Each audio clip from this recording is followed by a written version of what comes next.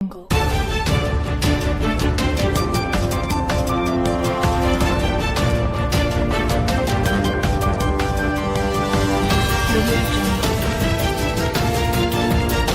ሰላም ጤና ይስጥልኝ የታማኝ መረጃ ቻናል ተከታታዮች በየሰዓቱና በየዕለቱ የሚወጡ የተመረጡ አዳዲስ መረጃዎችን ጠቅለል አድርገን በሳቢ መልኩ የምናቀርብበት የመረጃ ሰዓታችን ላይ ደርሰናል። አብራችሁን ቆዩን። ቻናላችንን ሰብስክራይብ፣ ሼር እና ላይክ ማድረግ እንዳትረሱ።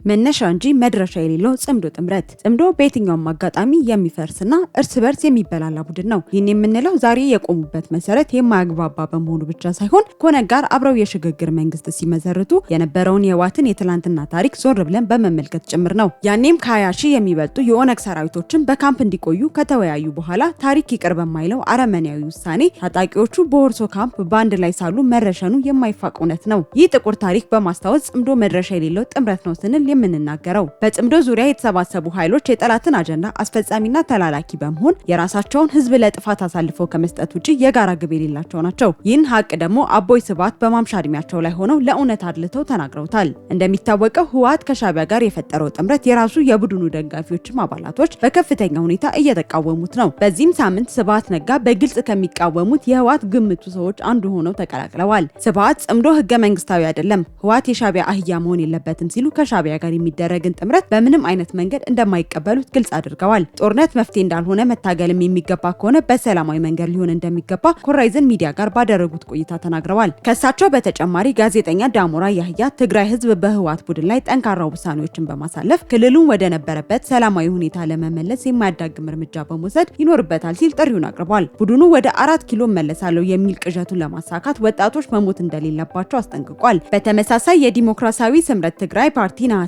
6 2018 ዓ.ም ባወጣው መግለጫ በህወሓት አፋኝ ስርዓት ምክንያት ወጣቶች በኃይል እየተገደዱ ወደ ጦርነት መግባታቸውን አሳውቋል። በትግራይ የሚንቀሳቀሰው ጽንፈኛው የህወሓት ቡድን ህግደፍና ሌሎች ጸረ ሰላም ኃይሎች ያግዙኛል በሚል የተሳሳተ ስሌት በሸረሪናና በራያ በከፈተው ጦርነት ያጸፋ ምላሽ ላለቀው የትግራይ ወጣት ተጠያቂ ሊሆን ይገባል ሲል ፓርቲው ክሱን አሰምቷል። እነሱን ለህግ ለማቅረብ ህዝብ መረጃውን እንዲይዝና ዓለም አቀፍ ማህበረሰብ ትኩረት እንዲሰጥ ስምረት ፓርቲ ጥሪ አስተላልፏል። በአጠቃላይ የህወሓት ቡድን ከውስጥና ከውጪ ጸረ ሰላም ኃይሎች ጋር በፈጠረው ጥምረት ኢትዮጵያን ለማዳከምና ለማፍረስ የትግራይን ህዝብ ዳግም ሀዘን ውስጥ ለመክተት እየሰራ እንደሚገኝ በርካቶች እየመሰከሩ ነው።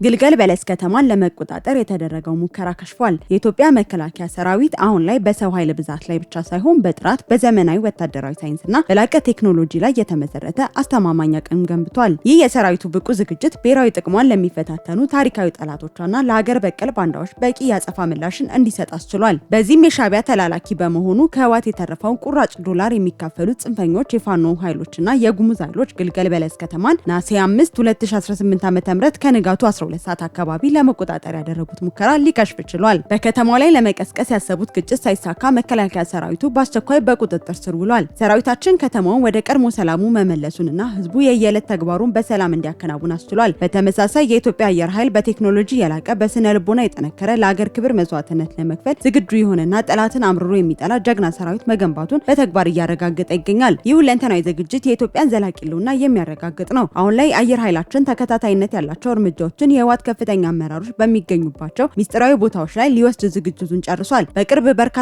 የድል ሰበር ዜናዎችን ሊያሰማን ጫፍ ላይ ደርሷል። የጠላት ህልውና እስከ ወዲያኛው በሚያከስመው የተጠና ኦፕሬሽን ላይ የውስጥ የመረጃ ምንጮች ከፍተኛ ሚናን እንደሚጫወቱ ማውቀናል። ይህ በእንዲህ እንዳለ የማዕከላዊ ኢትዮጵያ ክልል ሰላምና ጸጥታ ቢሮ ከሰሞኑ በጉራጌ ዞን አበሽጌ ወረዳ በዋልጋና ዳርጌ አካባቢዎች ብሔርን መሰረት ያደረገ ጥቃት በ3 ንጹሃን ላይ ተፈጸመ በሚል የሚናፈሰው መረጃ ፈጽሞ ሐሰት መሆኑን ገልጿል። የጸጥታ ኃይሉ በአካባቢው እየተንቀሳቀሱ የማህበረሰቡን ሰላም እንደሚነሱ የተረጋገጡ ጽንፈኞች ላይ ብቻ ለይቶ እርምጃ እየወሰደ እንደሚገኝ ማብራሪያ ሰጥቷል። የክልሉን መልካም ገጽታ ለማበላሸት ሆን ተብሎ ከእውነት የራቀ መረጃ መሰራጨቱን በመግለጽ ህዝቡ በሐሰተኛ ሚዲያዎች ከሚሰራጩ አሉባልታዎች ራሳቸውን እንዲጠብቁ መልእክት አስተላልፏል። ወደ ቀጣይ ዜና ተሸጋገርን። በራያ ግንባር የፋኖ ታጣቂን ለህወሓት ለማሰለፍ እነ ዘመነ ተስማምተዋል። ከህወሓት ትጥቅና ትዕዛዝ እየተቀበሉ የሚንቀሳቀሱ የፋኖ አመራሮች ላይ የሚሰማው ተቃውሞ አሁንም ተጠናክሮ እንደቀጠለ ነው። በወልቃይት ጠገዴ ራያ አካባቢ ያለው ጥያቄ የማንነትና ታሪክን የማስቀጠል እንጂ የስልጣንና የኢኮኖሚ አይደለም ሲሉ የአካባቢው ምሁራን ሀሳባቸውን ገልጸዋል። ማንነታችንንና ታሪካችንን የቀማን ህወሓት ሆኖ ሳለ ፋኖ እንዴት ማንነታችን ከቀማን ጋር ጽምዶ ፈጥሮ ወልቃይትን በህጋዊ መንገድ እጃችን እንዲገባ ከሚሰራው መንግስት ጋር ይዋጋል ሲል የፋኖን አካሄድ በግልጽ አውግዟል። ለግል ጥቅም ከመገዛት የመጣ ነው ሲሉም የአካባቢው ምሁራን ተናግረዋል። ብዙ ግፍ ከፈጸመ ኃይል ጥምረት መፍጠር ህዝብ እንደመናቅ እንደሚቆጠር አስረድተዋል። ከህዝብ ይልቅ ለግል ጥቅማቸው የሚቆረቆሩት የፋኖ አመራሮች አሁንም በአማራ ህዝብ ክህደት በመፈጸም የህወሓትን ህልም ለማሳካት እየዳከሩ ነው። ዘመነ ካሴና ምሬ ወዳጆ በተከታታይ ከህወሓታውያን ጋር ባደረጉት ስብሰባና በተሰጣቸው መመሪያ መሰረት በራያ ግንባር የፋኖ ታጣቂን ለማሰለፍ ዝግጅት ላይ መሆናቸውን ከታማኝ የመረጃ ምንጭ አረጋግጠናል። በመሆኑም የወሎና የጎጃም ፋኖ ታጣቂ ከሰሞኑ በአርሚያ 6 የህወሓት ታጣቂ ላይ በራያ የተወሰደው መሰል የድሮን እርምጃ ገፈት ቀማሽ ሆኖ በራሱ መሬት ላይ በባንዳነት ያለ ታሪክ ከመሰዋቱ በፊት ከወዲሁ አማራጩን ሊፈልግ ይገባዋል። እነ ዘመነ በዚህ ልክ ለህወሓት ቢያሸረግዱም ድርጅቱ ለአማራ ህዝብ ያለውን ጥላቻ በተለያየ የጥቃት ዘመቻ አሁንም ድረስ እያሳየ ነው። ለምሳሌ ያህል አንዱን ለማንሳት እንኳን በራያ አላማጣ ወረዳ መረዋ በሚገኙ የህወሓት ታጣቂዎች ላይ የተወሰደውን የአየር ኃይል እርምጃ ተከትሎ እብሪተኛ ህወሓት ለጠላት መረጃ ሰጥታቸዋል በሚል ነዋሪዎችን በቁጥጥር ስር አውሏል። እናንተ ናችሁ መረጃ ሰጥታችሁ ያስመታችሁን በሚል በቡድኑ ታፍነው የተወሰዱት 32 የአማራ ተወላጅ የአካባቢው ነዋሪዎች እንደሆኑም ተረጋግጧል።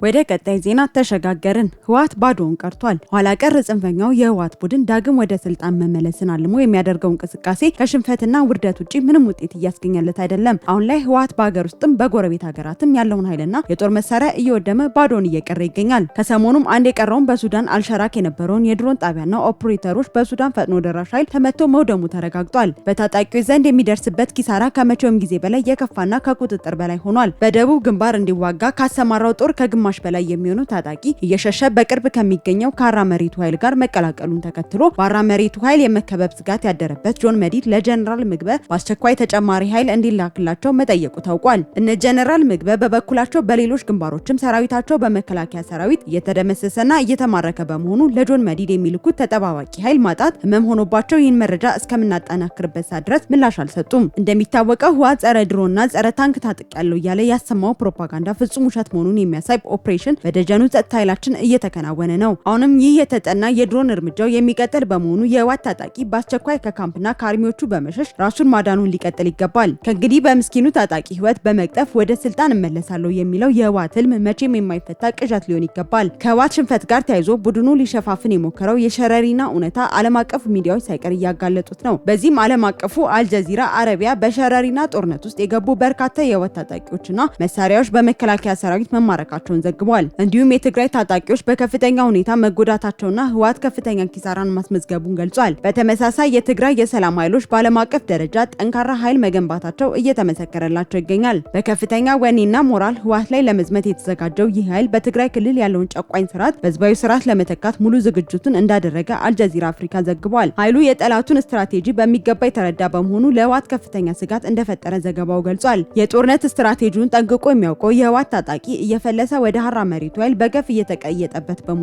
የተጨነቀው የደብረ ጽዮን ስብስብ በተስፋ መቁረጥ የሞኝ ተማጽኖን እያሰማ ይገኛል። በጣት የሚቆጠሩ ታጣቂዎች የቀሩት ህወሓት ከሀራ መሬቱ ኃይል ተነጥለው የዲዲአር መርሃ ግብሩ ተጠቃሚ ለመሆን ለሚመጡ ታጣቂዎች ከነሐሴ 10 2018 ዓ.ም ጀምሮ ምዝገባ በማካሄድ የታድሶ ስልጠና እንደሚሰጥ እየገለጸ ይገኛል። ይህም በብዙዎች ዘንድ እንደ ቀልድ የታየ የህወሓት ጥሪ ሆኗል። የዛሬው መረጃዎቻችን እነዚህን ይመስላሉ። በቀጣይ ወቅታዊ ታማኝ መረጃዎች እንዲደርሷችሁ ቻናላችንን ሰብስክራይብ ማድረግ እንዳትረሱ።